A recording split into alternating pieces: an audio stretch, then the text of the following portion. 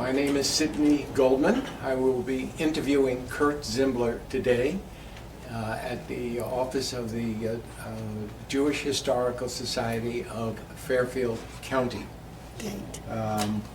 Kurt was born on 12/19/31, and today is April 16, 2013. And Kurt is the commander of the Jewish War Veterans in Stamford and formerly the state commander of the Jewish War Veterans. So let's talk to Kurt now.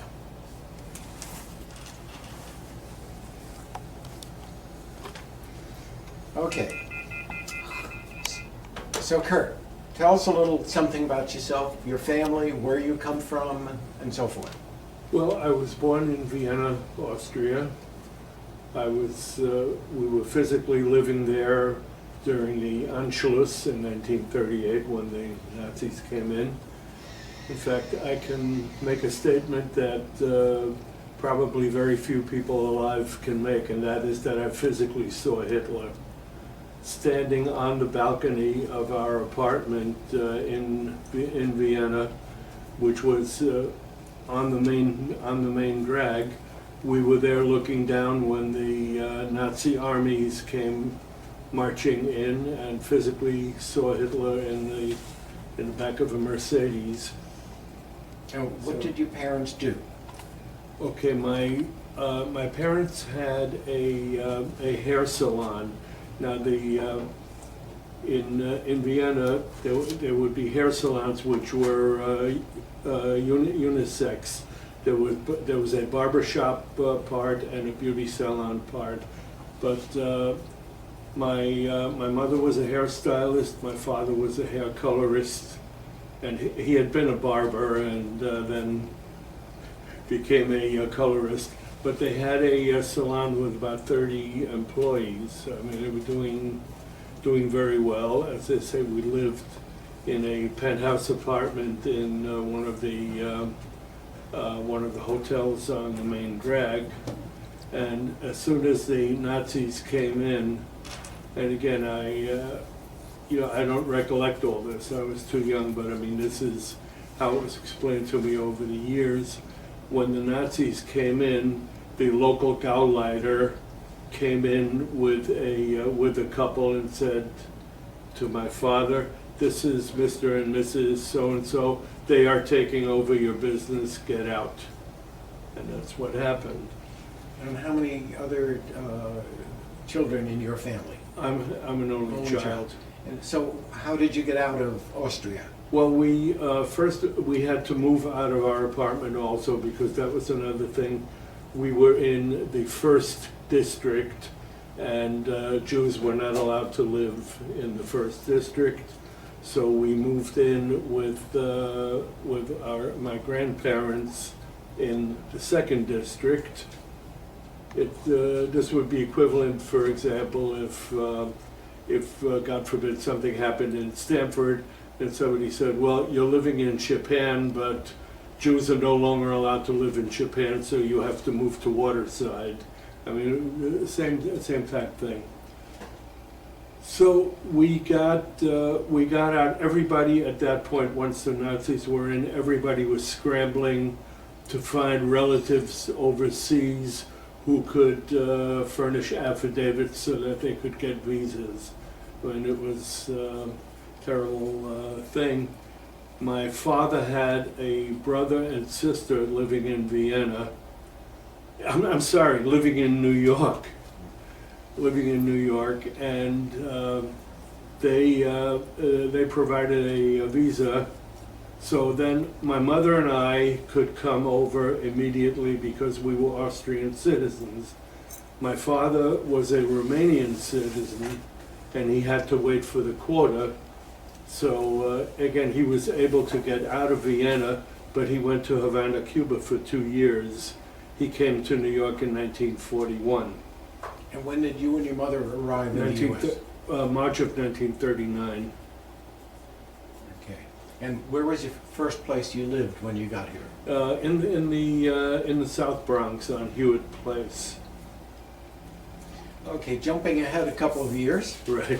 tell us how you entered the military and, what was training like and so forth. Okay. Well, I was a student at Florida State University. Had finished my sophomore year, and the Korean War was on at that point. Had been on for about a year, and my roommate and I were both reclassified 1A, even though we were college students.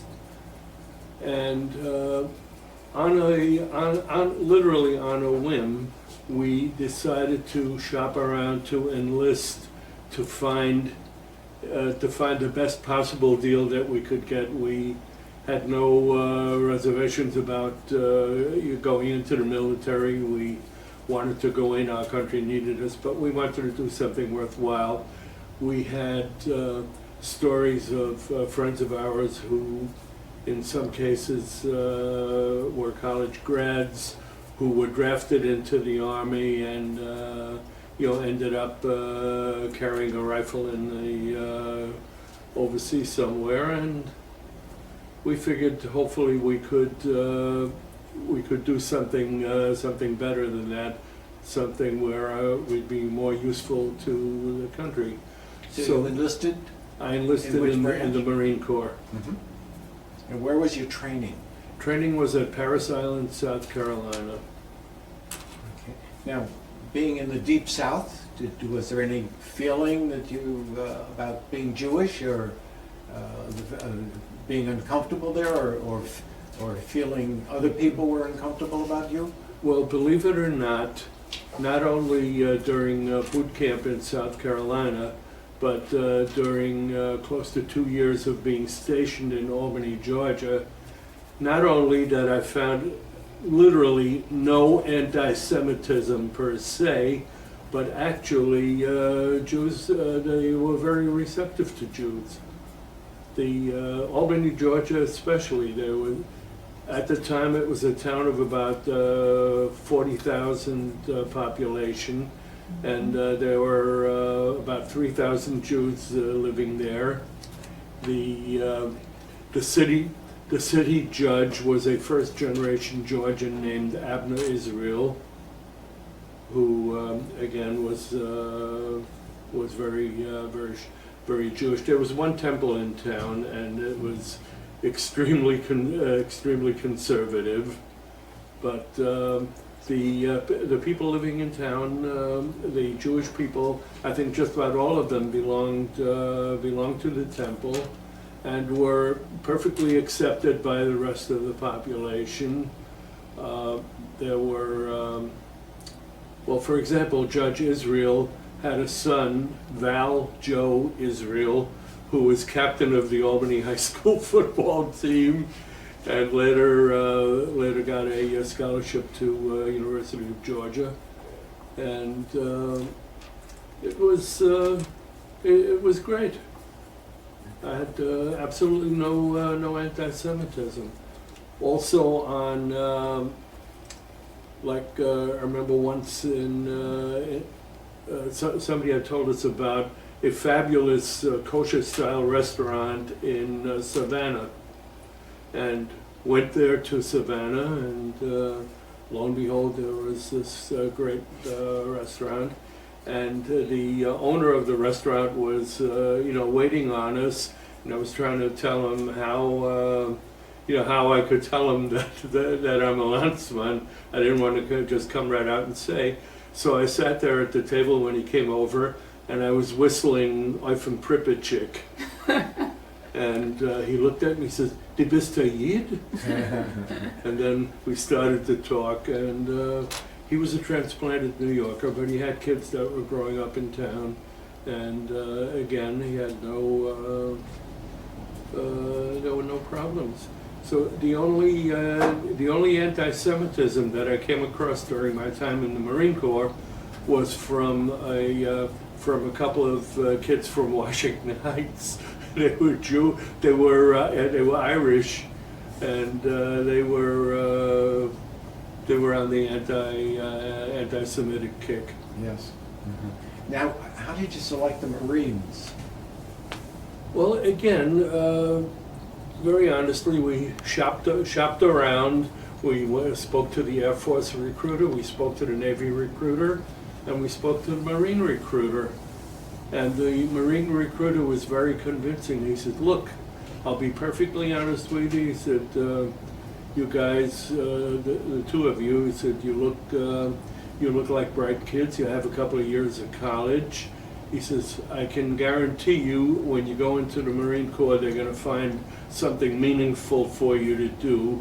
You're not going to be some guy on the front lines somewhere. And this is what happened. My friend Larry, we separated after a while. We were both stationed in Paris Island for a while, but then he went to Quantico, and he had a good duty in intelligence. He served. And the other thing was that at that time the deal was that we could go for 2 years active and 6 years in the reserve. So whereas the Army, the Air Force required 4 years active, Navy required 4 years active, so this was the best deal that we could find. And I know, speaking for myself, I never regretted it. Tell us something about the training that you went through. Training, it was rough. Marine boot camp was every bit the way the way you picture it. It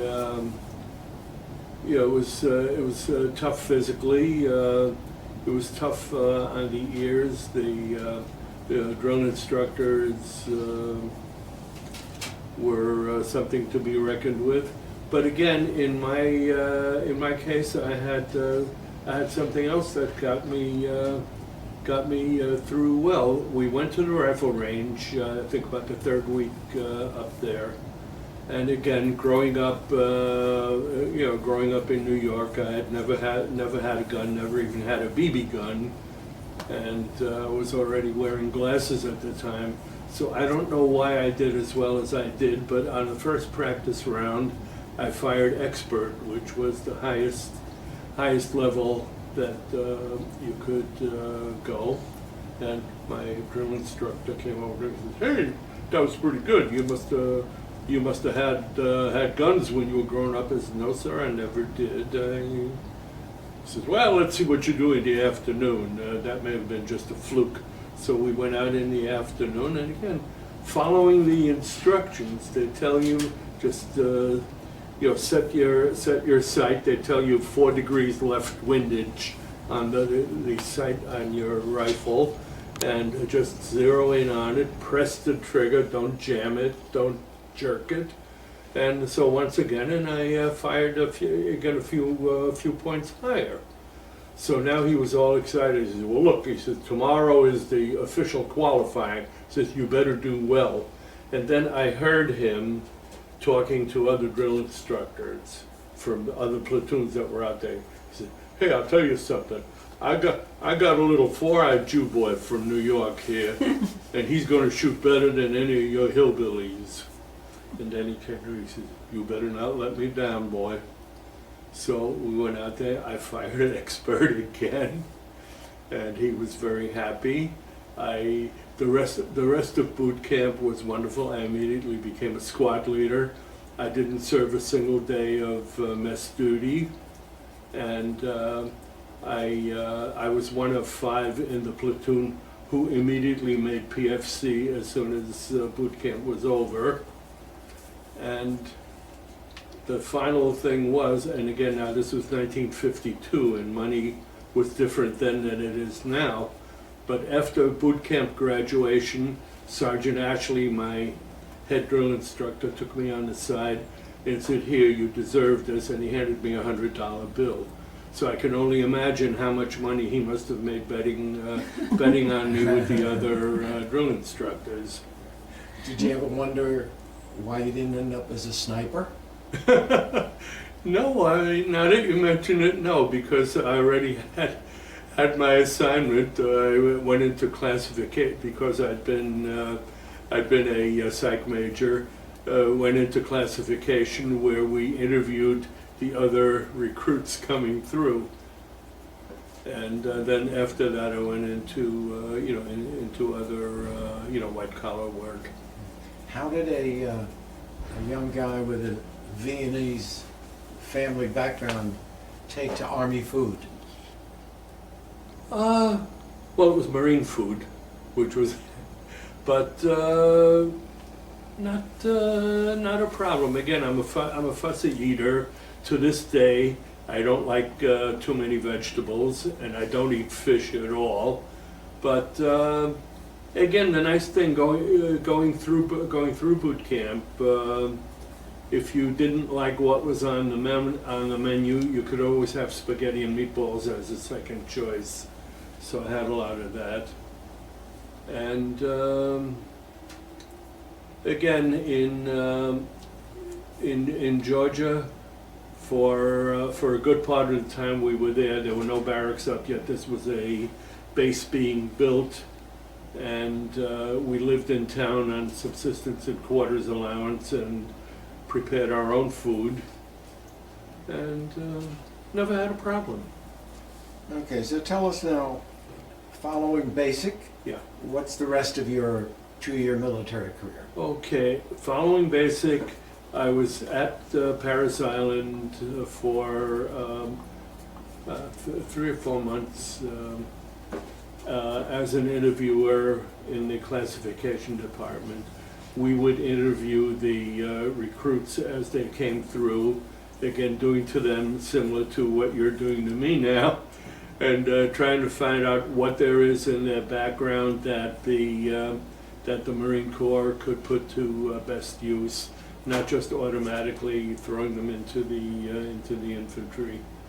So that was for about 3 or 4 months. Then, when they had when it was time for a cutback, the lower ranking people, the office that we were in, they had to cut 3 people, and so the 3 lowest ranking, of which I was one of them, and we were given a choice. They said, "Well, here you guys can pick a duty station. We have an opening in Norfolk, Virginia.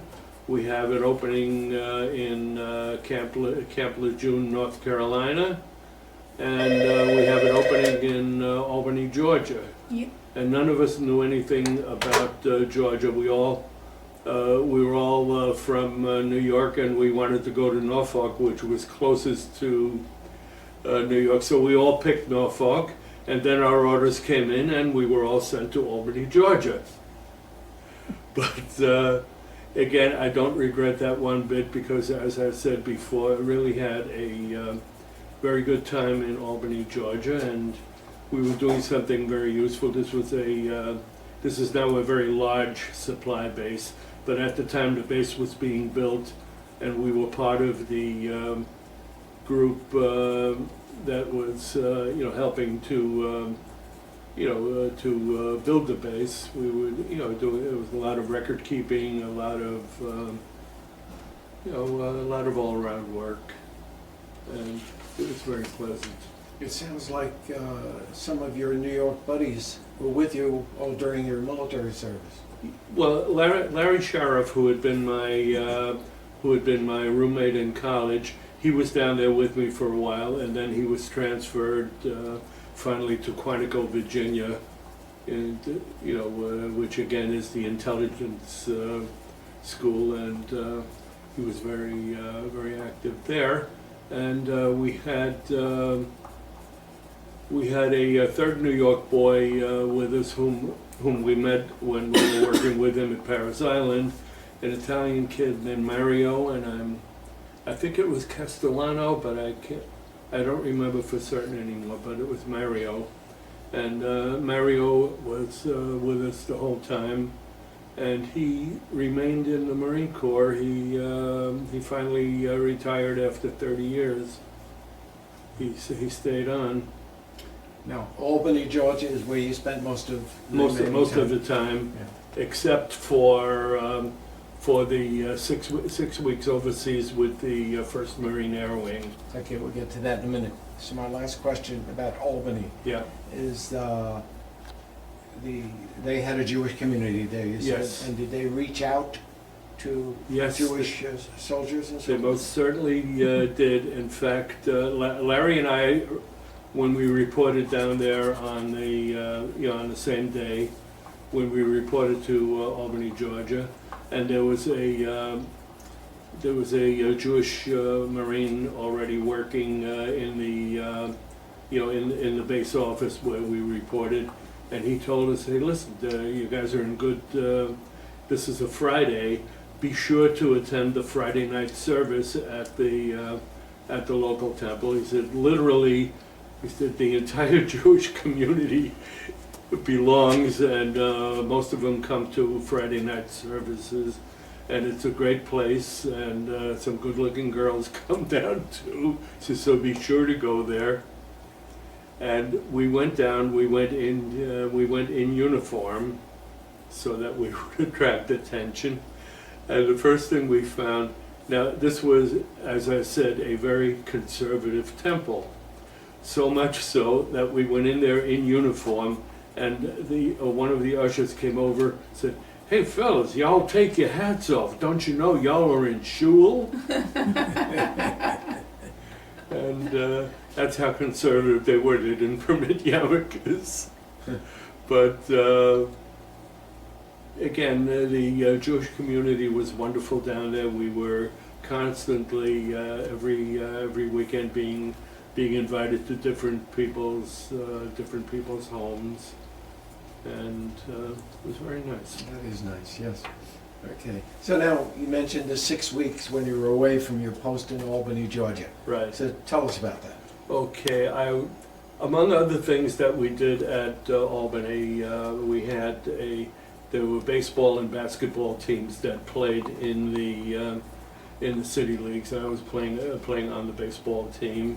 I was pretty good baseball player in those days, and the sergeant major, who was my one of my immediate superiors, would be teletyping constantly. This was long before internet or faxes or anything like that. But he'd be teletyping with one of his counterparts in Yokosuka, Japan, and he got a teletype. He says, our baseball team is preparing for a tournament, and we've had a couple of guys getting hurt. He says, can you look around anywhere and send us, maybe have somebody who can help us out. And lo and behold, Fred Camillo, who was actually from Greenwich, Connecticut, who was a baseball player, he and I were transferred on temporary duty to Yokosuka, Japan, to the 1st Marine Air Wing.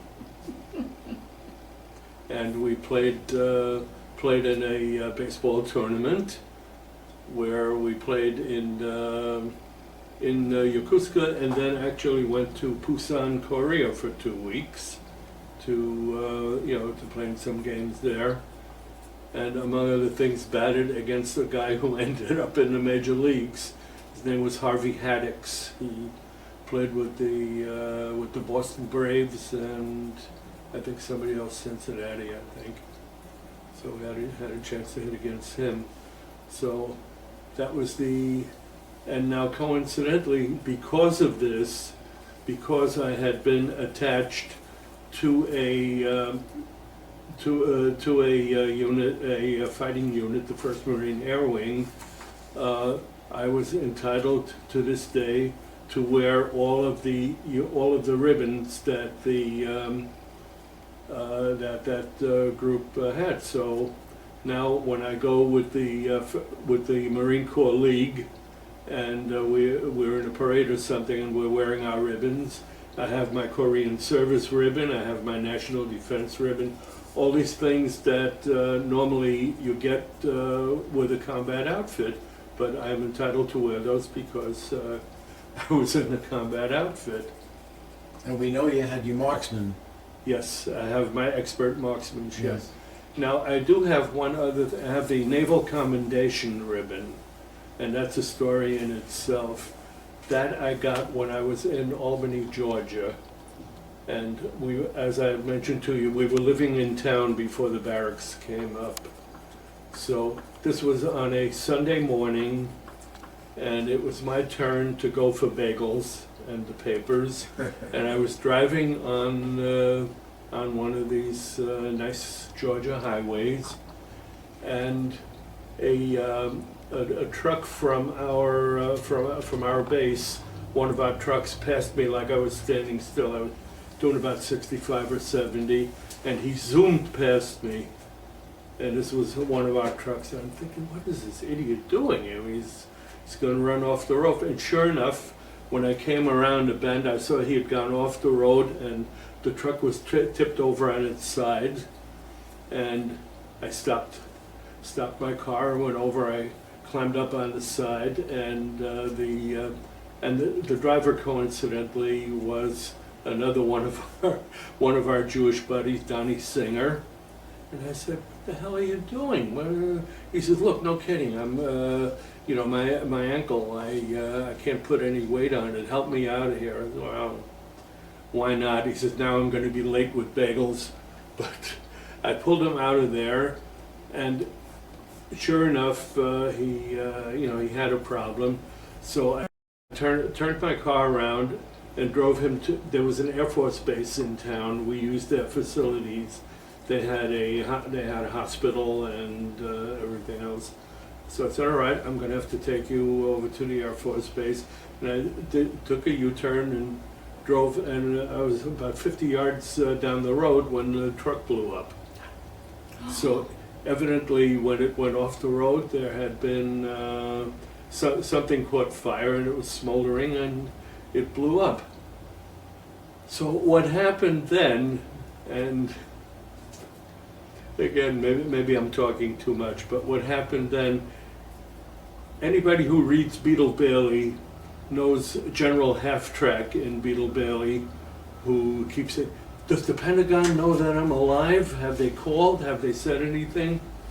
Well, here we had a base at the time with less than 100 people there, but we had a general in charge because he was a construction specialist and a supply specialist, and they were constructing a supply base. So it was his two specialties. But nevertheless, the man was a brigadier general, and he felt he was way beneath him because he was only commanding 100 men. So he jumped upon this, and somehow when the report was written up, it sounded more like that at the risk of life and limb, I climbed onto a burning cab and pulled this man out, and this was not a fact. I simply pulled him out, and the thing exploded when I was down the road. But nevertheless, this is what they made. So I was awarded the Naval Commendation Ribbon by the Assistant Secretary of the Navy. Yeah. Now, before you got out of the Marines, Yes. had you kept in touch with buddies from basic, and did they end up in combat, any of them, or? Oh, quite a few did. Yes. Again, we had a platoon in basic training that was about half New York and half West Virginia, and most of the West Virginia boys ended up in the infantry. And yeah, that was it. But then we sort of lost track. So I don't know really what happened to much of anybody. So when did you just get discharged from active duty? 1954, February of '54, and then I was I was living in New Rochelle at the time, and was in the reserve company, which met at the armory in New Rochelle, so it was very convenient. So the only the only other worthwhile things, if you want to call it that, that happened, I was a sergeant when I got out, but going into the reserve, for some reason, whatever the thing was, you reverted back to your permanent rank, and my permanent rank was corporal. So when I was discharged in 1960, I was discharged as a corporal, even though I had been a sergeant at one time. And the only other thing of any import, when the Cuban Missile Crisis was on, we were sort of on pins and needles because we thought we might get recalled, but it didn't happen. Okay, so now you're out of the Army. and Marines. Pardon me, I keep saying that, okay. And you're out of the Marines, and Right. what happened thereafter? School, jobs, could you tell us about Yeah, well, I that? went, when I was out, on the GI Bill, I went back to Florida State and got my degree in industrial psychology. And eventually, a year later, I got married to my first wife. And after a quick civil service job at Fort Slocum in New Rochelle, working again in the personnel office there, but that was a temporary thing. But I got my first real job was with E.J. Corvette department stores. I was hired as the personnel manager for the store that they were opening in Scarsdale, New York. And again, coincidentally, it was because of being Jewish and being a former Marine that I got that particular job. Because I went down to interview for this, I'd answered an ad in the paper, and there were at Corvette headquarters in Manhattan. There were all kinds of people being interviewed for this job. Everybody and his brothers. Oh my God, I'm wasting time. What am I doing here? So then, when it was my turn to be interviewed, I was interviewed by a man named David Goldstein, who was going to be the store manager of the new store when they opened it. And as I found out once he got on the phone, I came in, he looked at my resume, he said, have a seat, I gotta make one more phone call. And he made a phone call to the to the front office. He says, look, he says, don't send any more people. I've got a guy here, I haven't interviewed him yet, but unless there's something really wrong, I'm going to offer him a job. And he says, "What do you mean?" Or I don't know. It was a little hazy.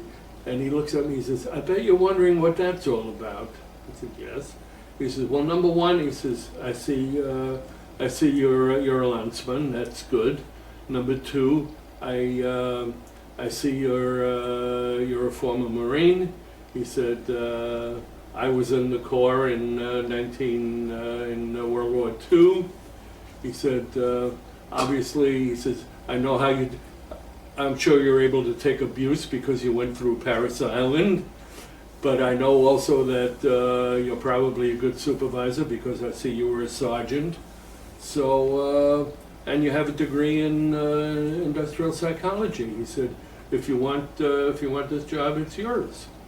And I was with Corvettes for 4 years.